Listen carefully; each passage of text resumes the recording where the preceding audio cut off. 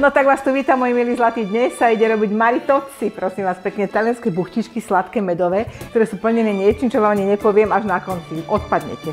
Je to kysnuté, je to fakt skvelé. Idem na to, tu som si už vysypala pol kila múky, dáme tam mlieko, ktoré je, tu je polovička mlieka, polovička vody, 125 ml mlieka, 125 ml vody, ale všetky tie miery váhy ja vám dám potom. Budete mať na mojej stránke, takže keď sa aj pomýlim, tak tam to bude správne. Trochu cukru, je tu 2-3 lyžice cukru a dáme tam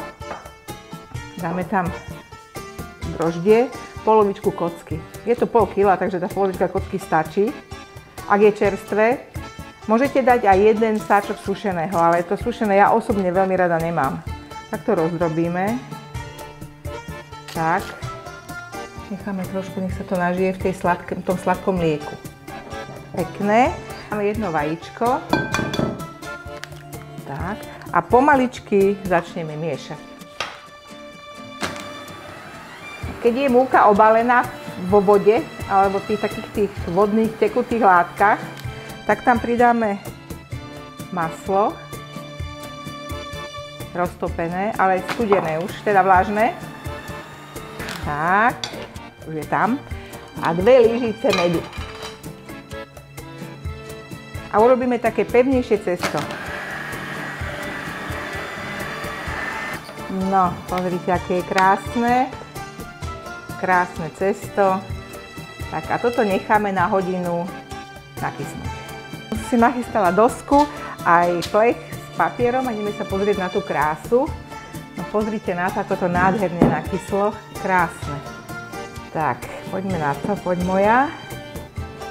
Toto úplne kľudne urobte, tie bubliny tam nemajú čo hľadať.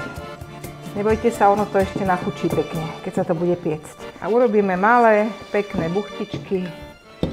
Dáme ich na plech a upečíme. Ja to mám najradšej na raňajky pre deti. Odporúčam, aby ste urobili takéto guličky asi 60 gramové. Pozrite, tak toto je, oni aj tak sa ešte zväčšia. Tak, tu máme žltko, ktoré som trochu zmiešala s mliekom, aby sa to dalo lepšie natierať. Pekne ponatierame buchtičky. Ešte nechajte tak 15 minút nažiť trochu a dáme to do truby na 180 stupňov. Radšej urobte takéto veľké medzery ako ja, pretože oni ešte nakynú. Super to vyšlo. Necháme chvíľku odpočinúť a dáme do truby. No, tak sa teda pozrite na tieto krásne guličky, nádherné, medové, perfektné žemle. A teraz ja vám poviem, ako to Taliani plnia. Idem na to, neuhadnete.